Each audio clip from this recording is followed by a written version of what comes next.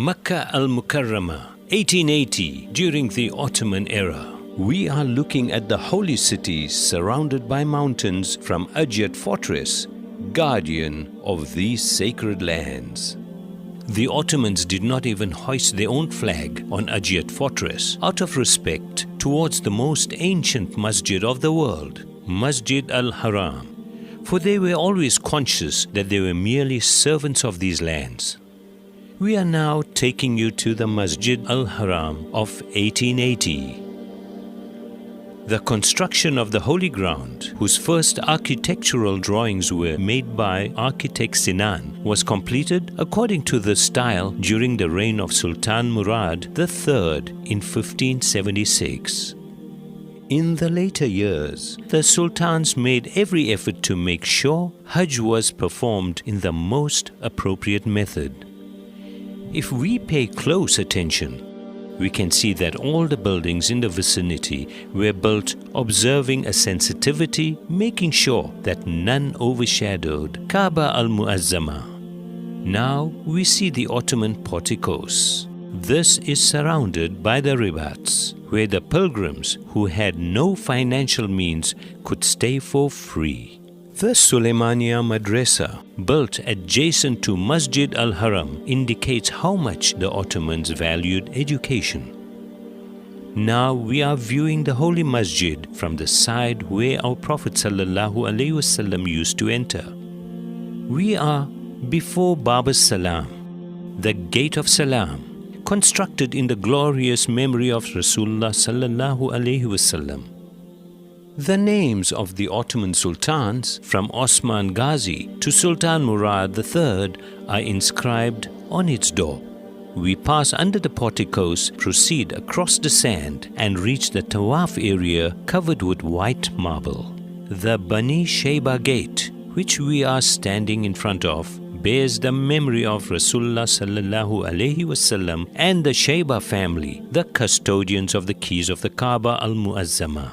During those times, the Hujjaj or pilgrims entered the masjid for tawaf, passing through the Bani Shayba gate, and continued to the right in accordance with Sunnah of Nabi sallallahu alaihi wasallam. We too are doing so. Firstly, we are met by the member commissioned and sent by Suleiman the Magnificent from Istanbul in 1558.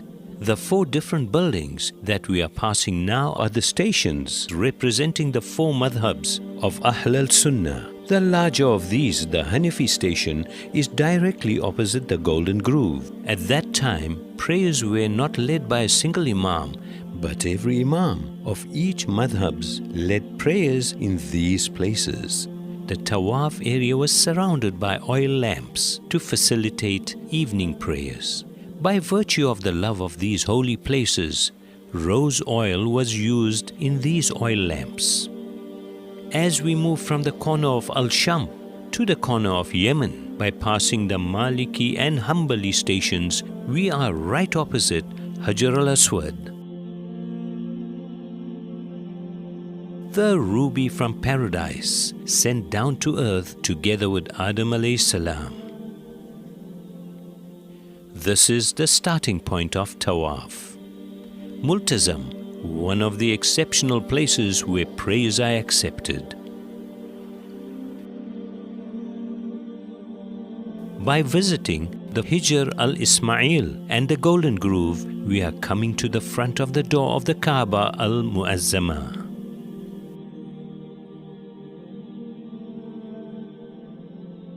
The wooden staircase, which was specially made in India from the savan tree, was only used when entering inside.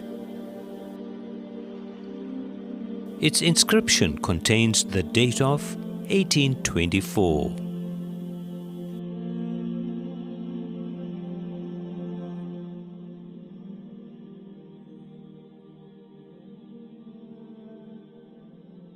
And now we are at the door of Baytullah.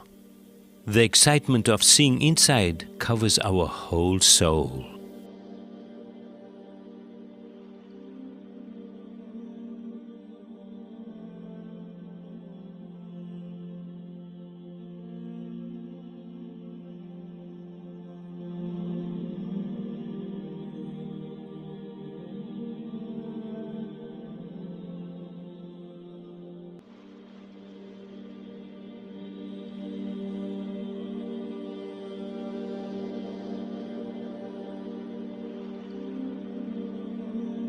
By remembering Ibrahim alayhi salam, the constructor of Kaaba al-Muazzama, we are passing towards Maqam Ibrahim, mentioned in 2 places in the Holy Quran.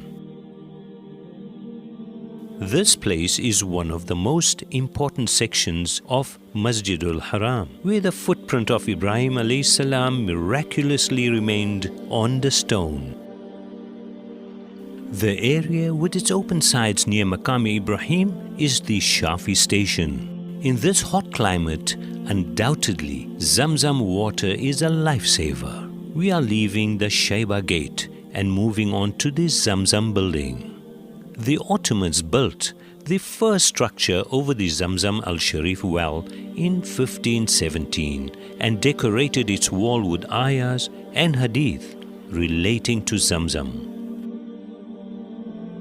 The well of Zamzam was surrounded by a silver fence, a gift from the Ottoman Sultan Ahmed I. We are leaving the Zamzam al-Sharif building, which is surrounded by public fountains, and by passing under the Ottoman porticos that were kept lower than the Kaaba al-Muazzama out of respect.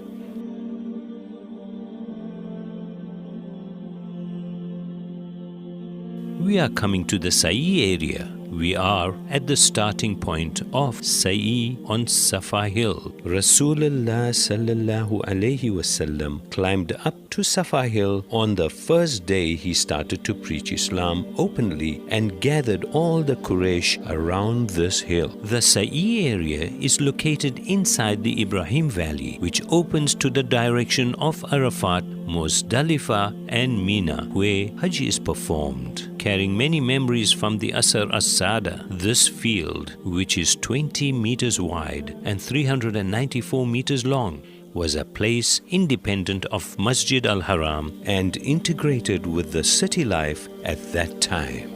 It was left uncovered and untouched in order to understand the hardship that Mother Hazrat Hajar faced and to feel a bit of what she was going through. Viewing the city from Marwa, the end point of the Sa'i,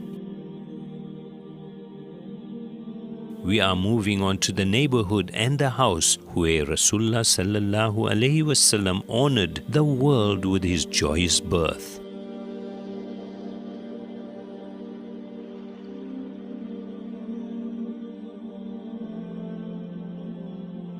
This place has been used as a masjid since the first years of Islam and was known as the Maulid an-Nabi Masjid in 1880. Let us bid farewell to the place where the divine gazes have centered, the place where the angels frequent, and the Qibla of the Muslims with the words of Rasulullah sallallahu alaihi wasallam.